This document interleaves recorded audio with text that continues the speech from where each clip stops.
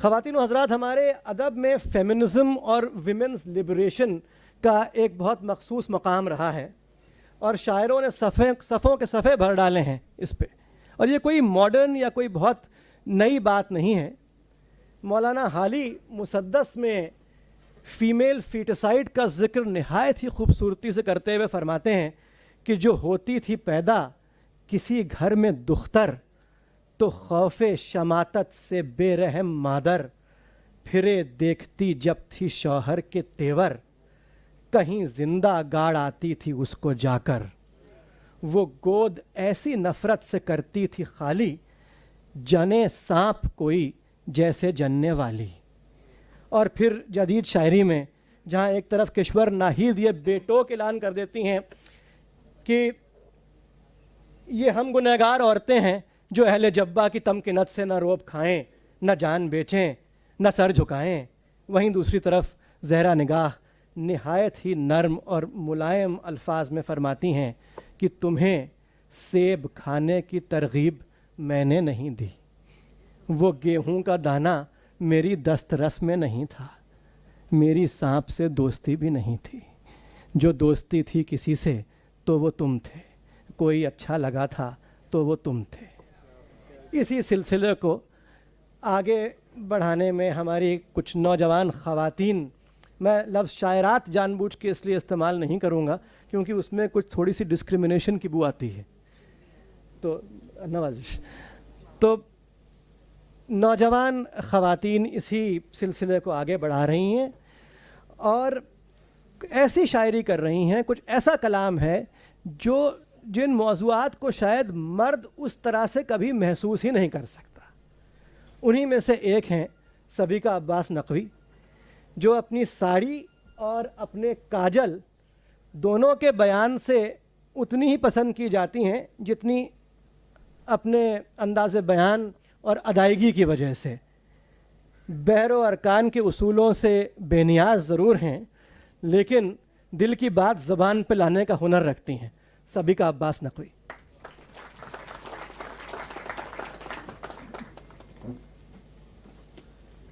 बहुत बहुत शुक्रिया सैफ साहब। दिल की हम बहर से बेनियाज हैं, लेकिन नहीं और दिल की बात ज़बां और कलम पे लाने की कोशिश करते हैं। तो क्योंकि सैफ साहब ने काजल और साड़ी का ज़िक्र किया तो सबसे पहले हम काजल ही सुना देते हैं। पुरानी नज़्म है और ये इसलिए लिखी ताकि हम जो हम पहनते हैं, जो ओढ़ते हैं, उनके नए माने तलाश कर सकें, उन्हें अपने कलम से अपनी तरह से बयान कर सकें। अपनी साड़ी को, अपने काजल को, अपनी जुल्फ़ को, अपनी बिंदी को हम अपनी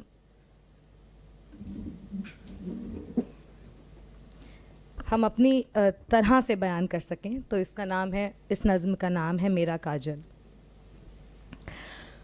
तुम्हें लगा मेरी आँखों का काजल सिर्फ श्रृंगार है जिस पे तुम फिल्मी गाने लिखोगे। तुम्हें लगा मेरी आँखों का काजल तुम्हारी सरमायादार ज़ने बेजार दुकानों में बिकती हुई सिर्फ एक महंगी डिबिया है। तुम्हें लगा मेरी आँखों का काजल मेरे मृग नैनों को तुम्हारे गैर हकीकी हुस्न के पैमानों के काबिल बनाता है। नहीं, ये काजल तुम्हारी सोच से परे है, ये वो स्याह रोशनाई है जिसको अपनी बेशर्मी के कलम में डालकर लिखी हैं हमने इनकलाब की तारीखें। मेरे आँखों में लगे काजल की लकीरें वो हैं जिससे मैंने तुम्हारी अफसोसनाक नज़ाकत के वहम को तोड़ दिया है। इस काजल की सलाई से मैंने सभ्य मुआशरे के वरक़ पर लिखे हैं अपनी गुनाहगारी के क़िस्से। मेरे इस काजल की डिब्बी को कभी खोल के देखो इसमें भरी है मेरी आशिकी की धुन, मेरी किताबों का अक्स, मेरे इल्म की एक बड़ी होती बूंद। इसमें कान लगाकर सुनो तो सुनाई देगी रूह तक मेरे फ़लसफ़ों की गूंज, मेरी आशिकी की दस्तक। एक तूफान की आहट, उठती लहरों की सरसराहट, मेरी मबाशरत की फुसफुसाहट। और सुनो, इस काजल पर किसी की सरमायादारी मत समझ लेना, ये मौजूद है कई आँखों में। रातों को इश्क में डुबोने वाली औरत के पास भी इसकी एक डिब्बी है। मैंने अपने बुर्क़े के नीचे ये काजल बड़ी ज़ोरों शोर से लगाया है। वो औरत जिसके बदन पे तुमने ख़ुद को सेका है, उसने भी अपने ब्लाउज़ में इसकी एक डिब्बी छुपा रखी है। इस डिब्बी में अपनी मर्द परस्ती की खुरपी डालो और खोदते जाओ, लेकिन तुम इसकी लाहद तह तक पहुँच ना पाओगे। तुम जो सफ़ेदो स्याह में जीते हो, मेरे काजल के सतरंगी रंग को समझ ना पाओगे। गुजरी रात की निशानी है काजल, हमारी गुनाहगार आवारी कहानी है काजल। ईरानी है काजल, तुरानी है काजल, हिंजड़ा भी है और जनानी है काजल। मेरे मुक़द्दर की गरानी है काजल, लड़ाई की मेरे ज़बानी है काजल। मेरा काजल मेरी जहन की चिंगारी से जले, तुम्हारे बड़े बड़े फतवों और पैमानों की राख से बना है। मेरा काजल वो मुंडेर है जिस पे हाथों को टेक कर तुम मेरी आँखों के कुएं में झांक सकते हो, जिसको अब तक सिर्फ झील समझते थे, उस समंदर के अपार पानी में नहा सकते हो। हिम्मत कर लो, कोशिश कर लो, मिटा ना सकोगे ये आँखों का काजल, ये ख्वाबों का काजल, ये सुरमई सुबह की आशा का काजल, ये आशिक का काजल, ये मुशरिक का काजल, ये ईमान वाले काफिर का काजल। न जाने कितनी गरां रातें गुज़र गईं, मगर ये काजल मौजूद है मेरी आँखों में अभी भी, गवाही देने के लिए कि इसे कितनी जहद से पिरोया है मेरी दद्दा के कांपते हाथों ने, मेरी अम्मा के चलते कलम ने, कुरेटा स्कॉट ने, सुरैया तर्जी की बेहिजाब तकरीरों ने, मानवी बंदोपाध्याय की पायल ने, ज़ैनब के बदन के ज़ख्मों ने, सावित्री की साड़ी ने, फ़ातिमा की किताबों ने, और उन हज़ारों लाखों औरतों ने जिनके जोश की हरारत मौजूद है इसमें। तेरी नज़रों में बस रही मेरे इश्क की आहट मौजूद है इसमें। ये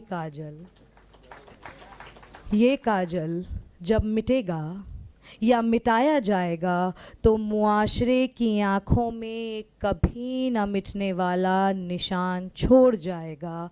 मेरा काजल स्याह काजल, बेईमान काजल, गुस्ताख काजल, बेशरम काजल, सतरंगी काजल, सेडिशस काजल।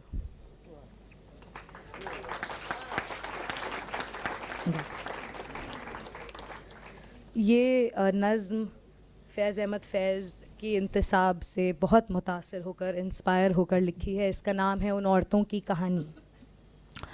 उन औरतों की कहानी लिखें, आओ आओ उन औरतों की कहानी लिखें जिनकी रूहों और जिस्मों को उशहाक तर्क कर चुके हैं, जिनके बदनों पे सियासत के झंडे गड़े हैं, जो अपने पुराने ख्वाबों के बोझे लिए बस जिए जा रही हैं।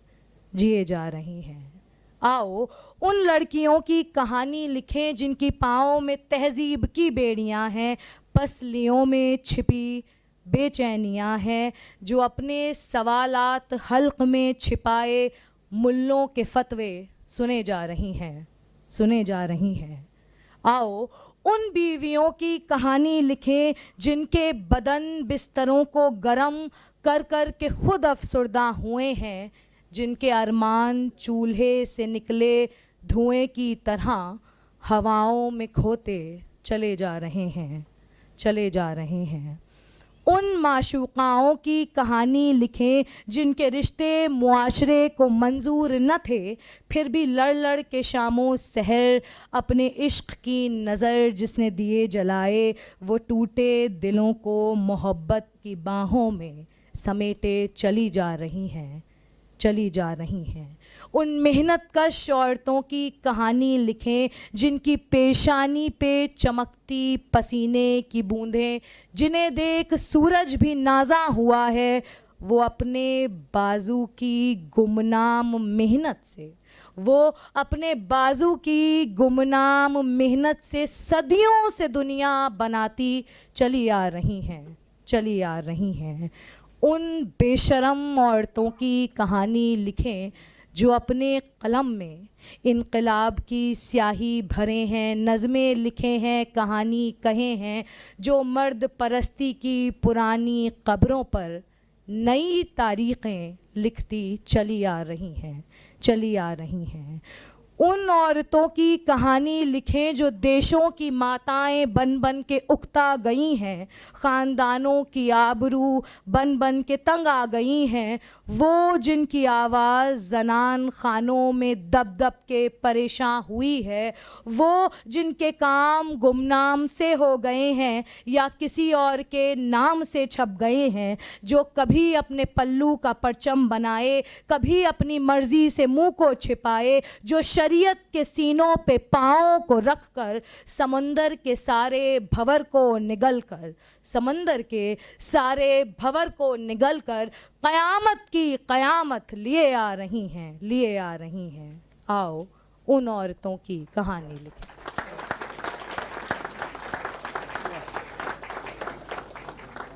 ये आप लोग सबीका अब्बास नकवी को सुन रहे थे।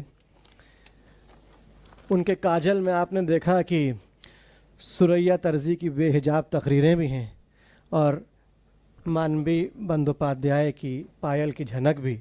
उनका काजल सियाह भी है, बेईमान भी और सेडिशियस भी है। ख़वातीन व हज़रात, उर्दू शायरी की पहचान एक ज़माने तक सिर्फ़ और सिर्फ गज़ल से होती रही है। अब चाहे वली मोहम्मद वली दखनी हो, तुझ लब की सिफत लाल बदख्शां सू कहूँगा, जादू हैं तेरे नैन गज़ालां सू कहूँगा, दी बादशाही हक़ ने तुझे हुस्न नगर की, यो किश्वर ईरान में सुलेमा सो कहूँगा, यक नुक्ता तेरे सफ़े रुख पर नहीं भेजा, इस मुख को तेरे सफ़े कुरान सो कहूँगा। या फिर उसके बाद मीर व गालिब, गज़ल ही उनकी पहचान रही है। हालांकि गालिब ने तो ये शिकायत भी कर दी कि बक़द्रे शौक़ नहीं ज़र्फ़ तंगनाए गज़ल, कुछ और चाहिए वुसअत मेरे बयां के लिए। लेकिन ये शिकायत उनकी ज़र्फ़ तंगनाए गज़ल से नहीं थी, बल्कि इस बात से थी कि उनको इतना कुछ कहना था जिसके लिए गज़ल एक बहुत छोटा मीडियम था, बहुत रिस्ट्रिक्टेड मीडियम था। बहरहाल गज़ल ही उर्दू शायरी की पहचान, नुमायाँ पहचान रही है और इस पहचान को नौजवान शोरा ने भी खूब पहचाना है। मैं दावत सुखन दे रहा हूँ नई नस्ल के गज़ल के नुमाइंदा शायर विपुल कुमार साहब को, उन्हीं के दो अशार के साथ कि झील किनारा शांत पवन और हम दोनों, एक लम्हे का खालीपन और हम दोनों, तीन ही चीज़ें इस तेज़ी से बिछड़ती हैं, एक सूरज की पहली किरण और हम दोनों। विपुल कुमार साहब।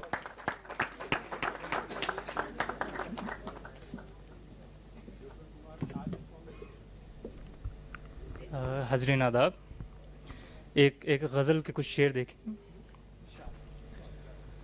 इतनी गहराई तो नहीं थी पानी में, इतनी गहराई तो नहीं थी पानी में, डूबने वाले डूब गए हैरानी में। इतनी गहराई तो नहीं थी पानी में, डूबने वाले डूब गए हैरानी में। और अब के तो उसने ही बुलाया था फिर भी, अब के तो उसने ही बुलाया था फिर भी, दरवाजे से लौट आए बेध्यानी में। अब के तो उसने ही बुलाया था फिर भी, दरवाजे से लौट आए बेध्यानी में। और उसकी मिट्टी आई और एक दीवाना, उसकी मिट्टी आई और एक दीवाना चाक घुमाना भूल गया हैरानी में। उसकी मिट्टी आई और एक दीवाना चाक घुमाना भूल गया हैरानी में, चाक घुमाना भूल गया हैरानी में। और मुझको पढ़ लेकिन सीने से लग के पढ़, मुझको पढ़ लेकिन सीने से लग के पढ़, नज़्में ज़ाया मत कर बेउनवानी में। मुझको पढ़ लेकिन सीने से लग के पढ़, नज़्में ज़ाया मत कर बेउनवानी में। इतनी गहराई तो नहीं थी पानी में, डूबने वाले डूब गए हैरानी में। ग़ज़ल के कुछ और शेर देखें कि धनक धनक किसी मौसम की लय में ढलने तक, धनक धनक किसी मौसम की लय में ढलने तक, मैं सूख जाऊंगा अंदर की रुत बदलने तक। धनक धनक किसी मौसम की लय में ढलने तक, मैं सूख जाऊंगा अंदर की रुत बदलने तक। वो रात मौत से भी बढ़ के खूबसूरत थी, वो रात मौत से भी बढ़ के खूबसूरत थी, सो इंतज़ार किया हमने दिन निकलने तक।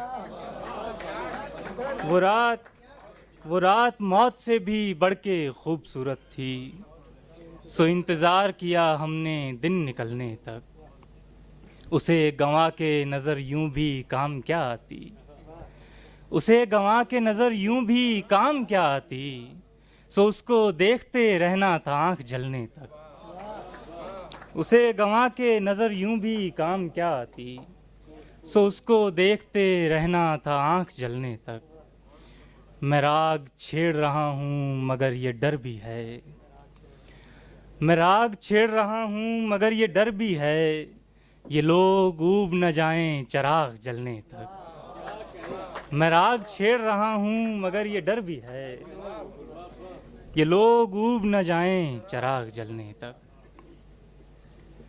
कुछ और शेर। पिघलते जिस्मों की रोशनी से डरा हुआ हूँ, पिघलते जिस्मों की रोशनी से डरा हुआ हूँ, मैं छू रहा हूँ जिसे उसी से डरा हुआ हूँ। मुझे उसी एक दुख की लत है उसी को लाओ, मुझे उसी एक दुख की लत है उसी को लाओ, मैं ताज़ा ज़ख्मों की ताज़गी से डरा हुआ हूँ। मुझे उसी एक दुख की लत है उसी को लाओ, मैं ताज़ा ज़ख्मों की ताज़गी से डरा हुआ हूँ। मैं किस तरह एक सादा दिल को फ़रेब दूंगा, मैं किस तरह एक सादा दिल को फ़रेब दूंगा, मैं उसकी आँखों की सादगी से डरा हुआ हूँ, मैं उसकी आँखों की सादगी से डरा हुआ हूँ। बहुत शुक्रिया। जी हुजूर, जी मैं वही वो कह रहे हैं, मैं उसको वो सुना, वो एक ही शेर की फरमाइश। जल्द आएं जिन्हें सीने से लगाना है मुझे, जल्द आएं जिन्हें सीने से लगाना है मुझे, फिर बदन और कहीं काम में लाना है मुझे। फिर जल्द आएं जिन्हें सीने से लगाना है मुझे, फिर बदन और कहीं काम में लाना है मुझे। मेरे हाथों को खुदा रखे तेरे जिस्म की खैर, मेरे हाथों को खुदा रखे तेरे जिस्म की खैर, मसला ये है तुझे हाथ लगाना है मुझे। मेरे हाथों को खुदा रखे तेरे जिस्म की खैर, मसला ये है तुझे हाथ लगाना है मुझे। दिल को धड़का सा लगा रहता है वो जान न ले, दिल को धड़का सा लगा रहता है वो जान न ले, और फिर जब्र तो ये है कि बताना है मुझे। दिल को धड़का सा लगा रहता है वो जान न ले, और फिर जब्र तो ये है कि बताना है मुझे। बहुत शुक्रिया। जी जी शुक्रिया। उन्होंने अभी एक कहा है, मैं वो शेर सुना देता हूँ बस।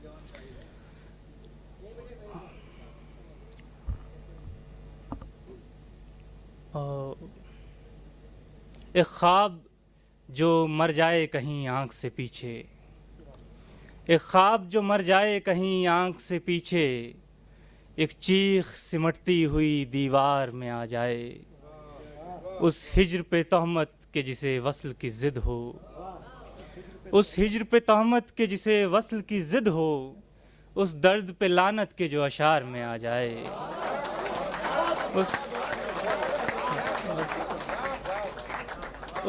उस हिज्र पे तहमत के जिसे वस्ल की ज़िद हो, उस दर्द पे लानत के जो अशार में आ जाए। दो शेर और देखें कि एक लम्हा-ए फ़िराक़ पे वारा गया मुझे, एक लम्हा-ए फ़िराक़ पे वारा गया मुझे, कैसी हसीन शाम में मारा गया मुझे, मैं तो शबे फ़िराक़ था तुम तो एक उम्र थी, मैं तो शबे फ़िराक़ था तुम तो एक उम्र थी, फिर भी ज़्यादा तुमसे गुज़ारा गया मुझे, फिर भी ज़्यादा तुमसे गुज़ारा गया मुझे।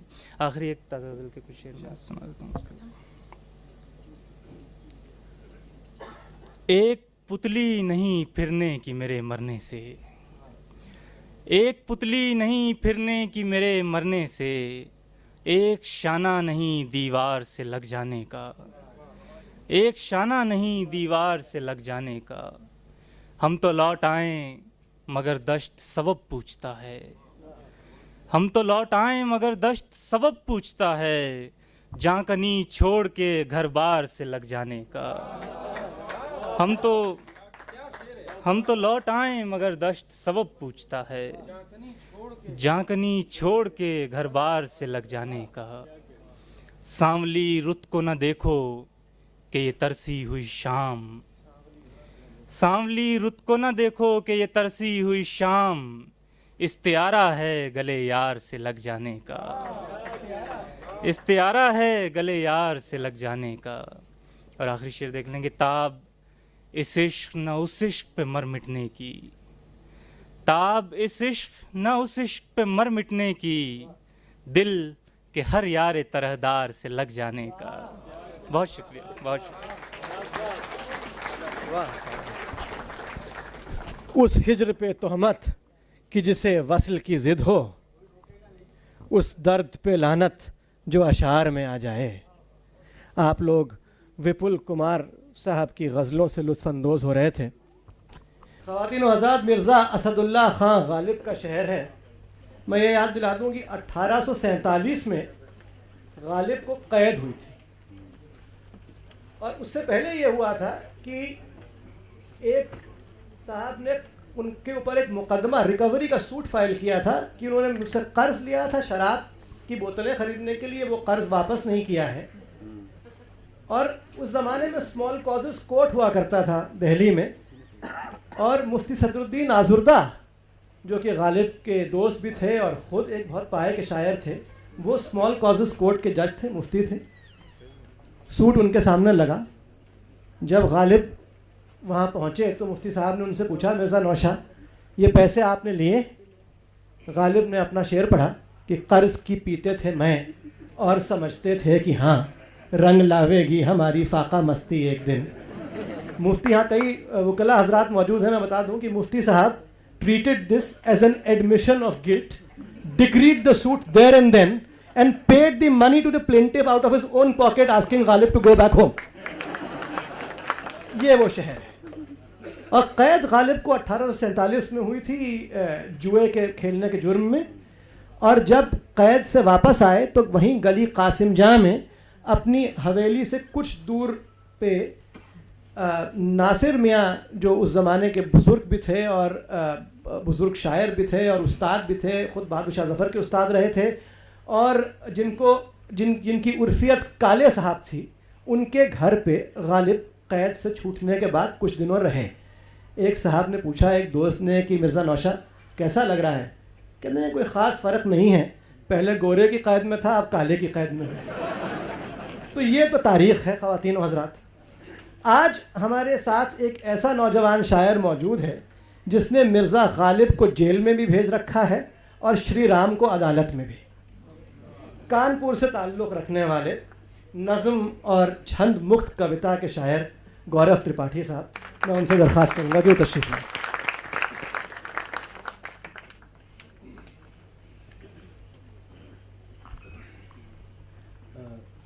जश्न बहार का शुक्रिया, कामना जी का शुक्रिया, अपर्णा जी का शुक्रिया और हमारे पूर्वज नीरज जी को सादर नमन। के कुछ दोहे पढ़ता हूँ पहले। कि फूंक फूंक शोला जले, फूंक फूंक शोला जले, दिया जले बिन फूंक, वह मनस्य में श्रम लगे, प्रेम सहज और मूक। और चलता है इतिहास में, चलता है इतिहास में क्षण क्षण अपनी राह, बूंद को ना दरकार है ना सागर की चाह। और एक दोहा है कि आज के ऊपर है कि देश धर्म की गांठ में मनुष्य दिए उलझाए, और उलझी गुत्थी खोल दे वो सूली चढ़ जाए।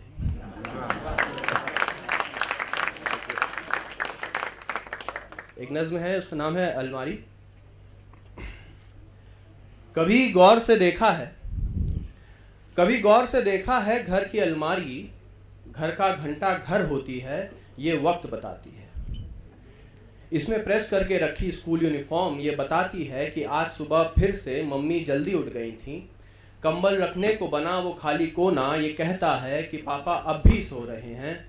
और पिछले साल अचानक गायब हुई सफेद साड़ियां ये याद दिलाती हैं कि दादी मर चुकी है। नमी से फूली प्लाई की फांस जब उंगली पे चुभती है तो घर में चल रही तंगी का एहसास होता है। पल्ले का टूटा हैंडल मानो कह रहा हो कि वक्त बुरा है, सहारा देने वाला कोई नहीं। इसकी शेल्फ में बिछे अखबार जिनके नीचे से कभी खुशबूदार खत निकलते थे, अब वहां छुपे हैं कुछ दवा के पर्चे जिनसे एक खट्टी सी महक आती है। अलमारी की तिजोरी में रखा वो काले रैगजीन का फोल्डर, अलमारी की तिजोरी में रखा वो काले रैगजीन का फोल्डर जिसमें घर की बुनियाद रखी है, अब काफी फटेहाल हो गया है। और वो लाल वेलवेटी केस जिसमें कई पीढ़ियां पिरो के एक हार होता था, अब उसमें सिर्फ हवा है जो साए साए करती है। अलमारी के दरवाजे पे छपे उंगलियों के निशान खांसते खांसते उस रात का मंजर बयां करते हैं जब आखिरी बार उठा था वो बेरहम दर्द और अपने साथ सब कुछ ले गया था। कल किसी ने उन निशानों को पोंछकर वहां एक पोस्टर चिपका दिया है जिसमें मुस्कुराता हुआ नौनिहाल बच्चा ये कह रहा है कि अब सब कुछ पहले जैसा हो जाएगा। सच है, घर की अलमारी घर का घंटा घर होती है, ये वक्त बताती है।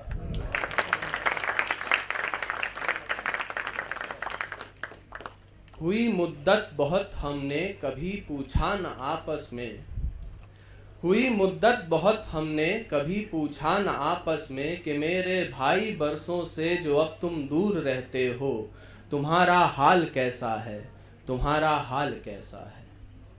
ये माना हम थे जब बिछड़े हुए थे अनगिनत झगड़े, मचा कोहराम था घर में, गिरी बिजली थी आंगन में।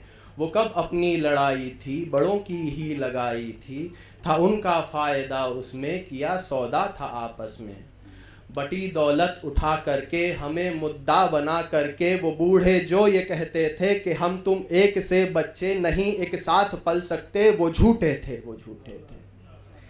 ये आया है कभी दिल में किसी रस्ते या महफिल में, जो हम नजरें मिलाएंगे नहीं क्या मुस्कुराएंगे। व्यथा दोनों घरों की ही समझता हूं मैं, पर फिर भी जो उसमें रहते हैं उनकी कभी खुशियों से भी ज्यादा कोई भी घर बड़ा है क्या। ये माना अब नहीं मुमकिन है रहना साथ में, लेकिन भला हम दोनों आपस में कोई भी रंज क्यों पाले। भुला करके मैं शिकवे सब ये तुमसे पूछता हूँ अब कि मेरे भाई बरसों से जो अब तुम दूर रहते हो, तुम्हारा हाल कैसा है, तुम्हारा हाल कैसा है।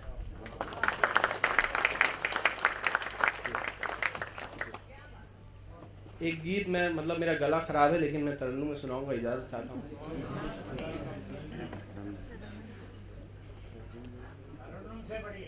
जी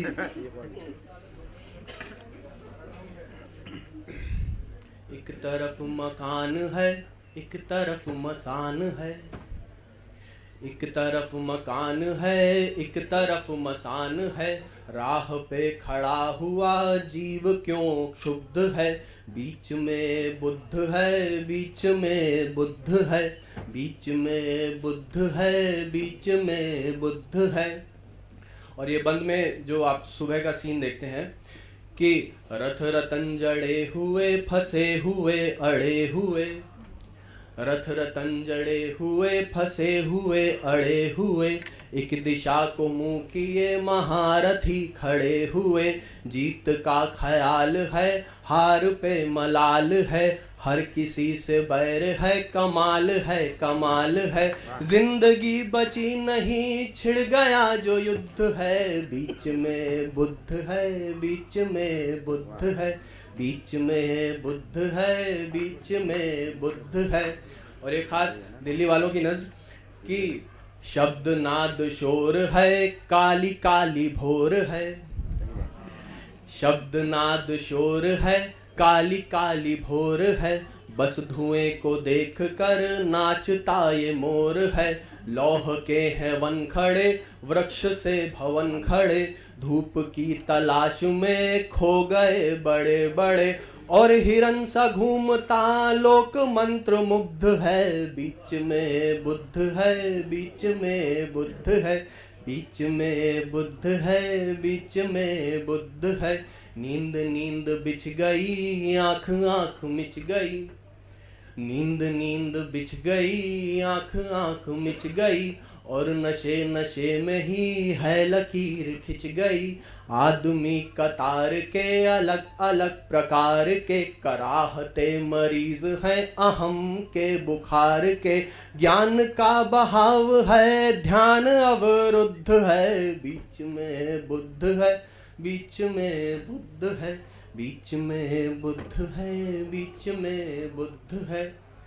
और श्लोक मंत्र रट रहे, चटनियों सा चट रहे, श्लोक मंत्र रट रहे, चटनियों सा चट रहे, और इतिहास के पृष्ठ हैं पलट रहे, लोग सारे मर गए, ताज सब उतर गए, पाठ ये सरल सा था, पढ़े बिना ही घर गए, आज जो पवित्र है अंत में अशुद्ध है, बीच में बुद्ध है, बीच में बुद्ध है, बीच में बुद्ध। जी शुक्रिया।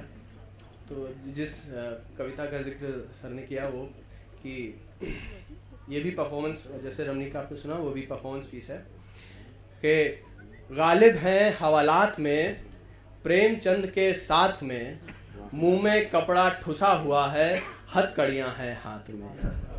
गालिब हैं हवालात में, प्रेमचंद के साथ में, मुंह में कपड़ा ठुसा हुआ है, हथकड़ियां हैं हाथ में, शायर लेखक जब बिकने लगे, सब छोड़ कसीदे लिखने लगे, ये दोनों यूं बेहुदा हुए, बाकी लोगों से जुदा हुए, जो अंधियालों में मरते थे रोशन उनको ये करते थे, पिछड़ों को इनने राम किया, खुद का अलग इस्लाम किया, इनकी इतनी औकात बड़ी, हाकिम के सीधी लात पड़ी, तब उसने भेजा ठुल्लों को, कुछ पंडित प्रीस्ट और मुल्लों को, फिर इनका ऐसा हाल हुआ, दम लेना भर भी मुहाल हुआ, डर जनता में फैलाया गया, हौले हौले फुसलाया गया, उल्टी गंगा जब बहने लगी, गद्दार इन्हें ही कहने लगी, तब बैठ कोठरी कारी में, अपनी फांसी की तैयारी में, शायर फिर भी वो मरा नहीं, और कथाकार भी डरा नहीं, नाखून कलम से दिखने लगे, वो दीवारों पर लिखने लगे, जीवन बंधन जब तोड़ गए, बस एक संदेशा छोड़ गए,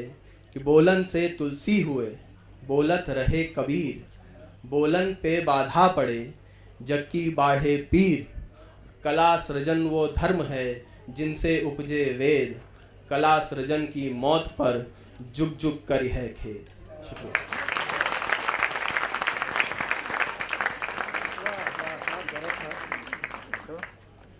मनीष सिसोदिया साहब तशरीफ ले जा रहे हैं, आपका एक बार फिर बहुत बहुत शुक्रिया।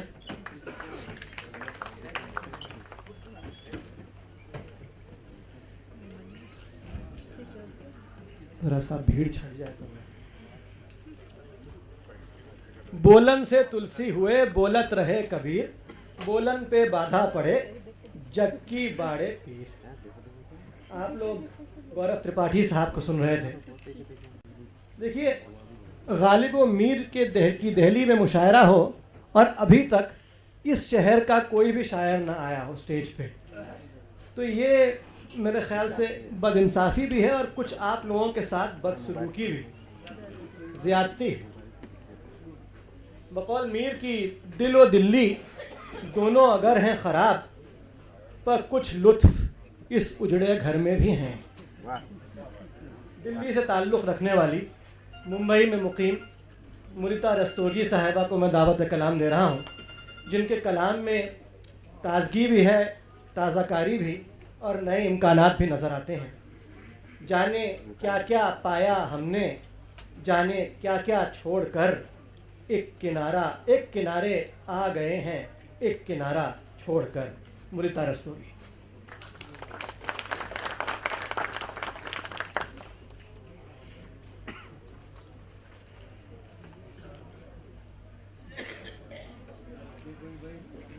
हाइट बढ़ा भाई।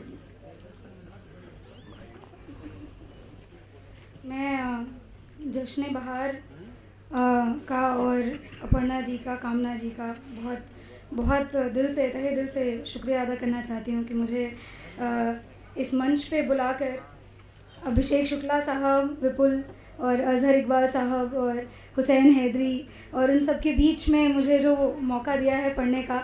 मेरा कद वाकई ऊंचा हो गया है, ये मैंने यूं ही लगा लिया है, पर ऊंचा हो चुका था जी। तो एक नज़्म का दौर था, तो एक नज़्म से ही शुरुआत करती हूँ मैं कि मोहब्बत के तसव्वुर में ये सच है मैंने चाहा था, मोहब्बत के तसव्वुर में ये सच है मैंने चाहा था कि मेरी ज़िंदगी में इश्क बनकर जब भी तू आए तो यूँ आए कि जैसे मौत आती है, कि मेरी ज़िंदगी में इश्क बनकर जब भी तू आए तो यूँ आए कि जैसे मौत आती है, थकी हारी सी सांसों को सुकून की थपकियाँ देने, बदन को रूह को कुछ इस तरह आगोश में लेने कि फिर सब उसका हो जाए न कुछ भी छूट नहीं पाए, कि फिर सब उसका हो जाए न कुछ भी छूट नहीं पाए, कि इस आगोश से अपनी न फिर कोई रिहाई हो। किसी की जान लेना भी मगर एक आर्ट है यू नो, किसी की जान लेना भी मगर एक आर्ट है यू नो। तू सीने से तू सीने से तो टकराया मगर आगे न बढ़ पाया, तू सीने से तो टकराया मगर आगे न बढ़ पाया। तेरे आगोश में जाना बड़ी ही बेकरारी थी, तेरे आगोश में जाना बड़ी ही बेकरारी थी, घुटन सीने में सांसें जर्द एक दहशत सी तारी थी। था मैंने बारहा गो खुद को समझाया कि ये एक फेज़ ही है बस, था मैंने बारहा गो खुद को समझाया कि ये एक फेज़ ही है बस, गुजर जाएगा हौले से और फिर वो लम्हा आएगा, फिर एक वो लम्हा आएगा कि जब ये ज़िंदगी मेरी सुकून में डूब जाएगी, फिर एक वो लम्हा आएगा कि जब ये ज़िंदगी मेरी सुकून में डूब जाएगी। मगर ये हो नहीं पाया, वो एक लम्हा नहीं आया। तो अब आलम कुछ ऐसा है कि सांसें उखड़ी उखड़ी हैं, खड़ा है जहन भी खामोश, आँखें सूखी सूखी हैं। मगर सबसे ज़्यादा जो मुझे अफसोस है वो ये कि जहाँ मैं अब भी ज़िंदा हूँ, मगर सबसे ज़्यादा जो मुझे अफसोस है वो ये कि जहाँ मैं अब भी ज़िंदा हूँ और अब ये ज़िंदगी पहले से बढ़कर बेमानी है, और अब ये ज़िंदगी पहले से बढ़कर बेमानी है। तो मेरी ज़िंदगी में ख़ुदकुशी का पल था जाने जा, जो पूरा हो नहीं पाया, जो पूरा हो नहीं पाया।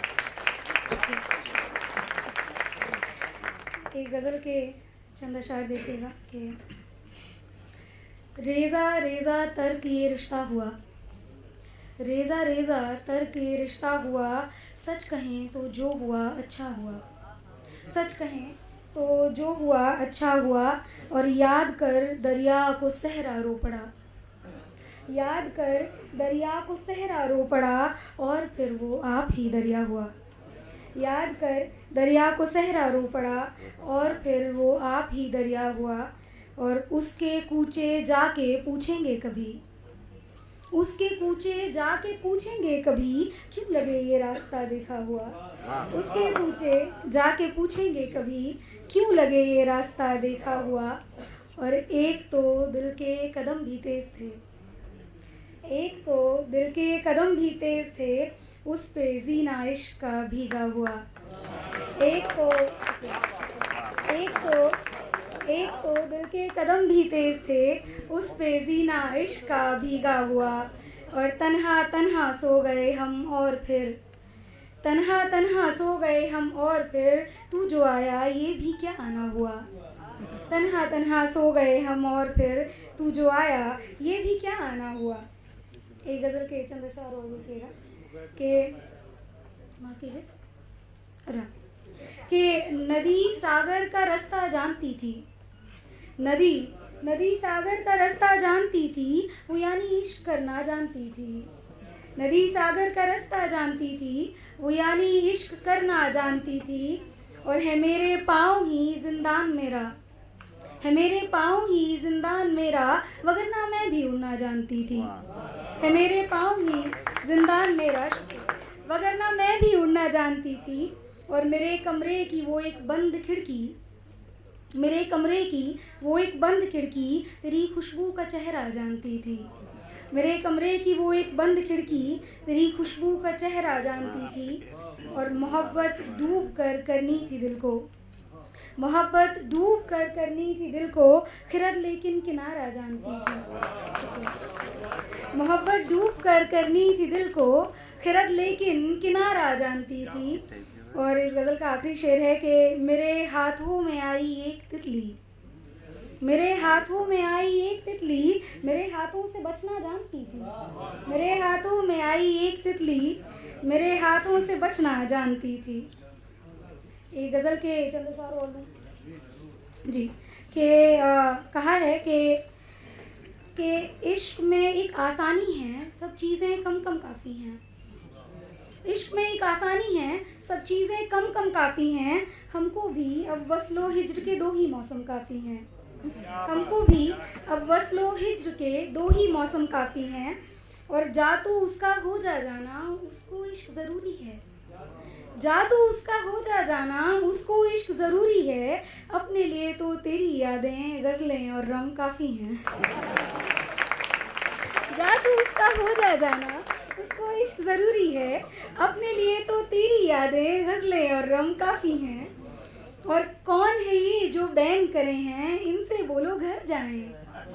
कौन है ये जो बैन करे हैं, इनसे बोलो घर जाएं। एक जनाजे में एक इंसान और उसका गम काफ़ी है। एक जनाजे में एक इंसान और उसका गम काफ़ी है। और होंठ हुए हैं झूठे अपने, दिल भी थोड़ा गायब है। होंठ हुए हैं झूठे अपने, दिल भी थोड़ा गायब है। तुझको मिलेंगे जाना, आधे पौने ही हम काफ़ी हैं।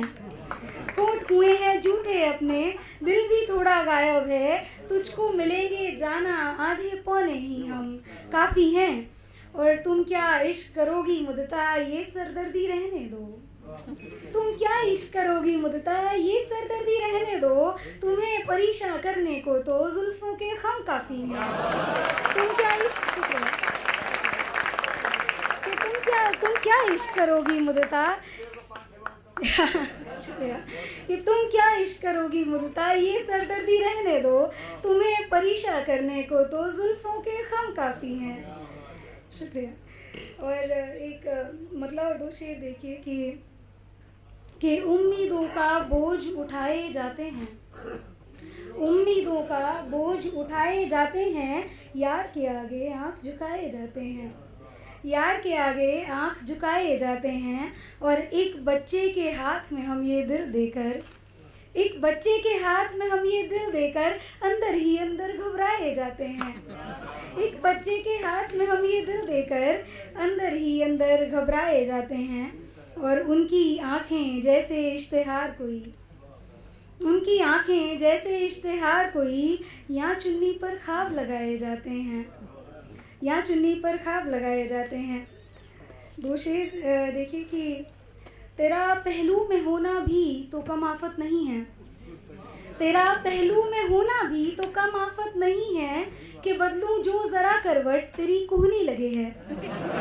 तेरा पहलू में होना भी, शुक्रिया, तेरा पहलू में होना भी तो कम आफत नहीं है कि बदलूं जो जरा करवट तेरी कोहनी लगे है।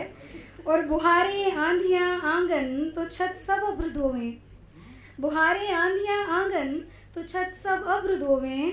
ये सावन भी तेरे आने की तैयारी लगे है, ये सावन भी तेरे आने की तैयारी लगे है। एक मतलब और 2 शेर के बाद मैं अपनी जगह लूँगी कि आखिरी ये तमाशा सा लगाकर रक्स में है, तमाशा सा लगाकर रक्स में है, वो सबसे आजिज़ आकर रक्स में है। तमाशा सा लगाकर रक्स में है, वो सबसे आजिज़ आकर रक्स में है। और हम उसके नक्शे पा पर चल रहे हैं, हम उसके नक्शे पा पर चल रहे हैं, वो जो सुध-बुध भुला कर रक्स में है। हम उसके नक्शे पा पर चल रहे हैं, वो जो सुध-बुध भुला कर रक्स में है। और वो बच्ची इतना मीठा रो रही थी, वो बच्ची इतना मीठा रो रही थी, जहाँ उसको रुला कर रक्स में है। वो बच्ची इतना मीठा रो रही थी, जहाँ उसको रुला कर रक्स में है। शुक्रिया। बहुत शुक्रिया मुदिता, इतने अच्छे अशार का और ख़ास तौर पे ये समझाने का कि किसी की जान लेना भी एक आर्ट है, यू नो।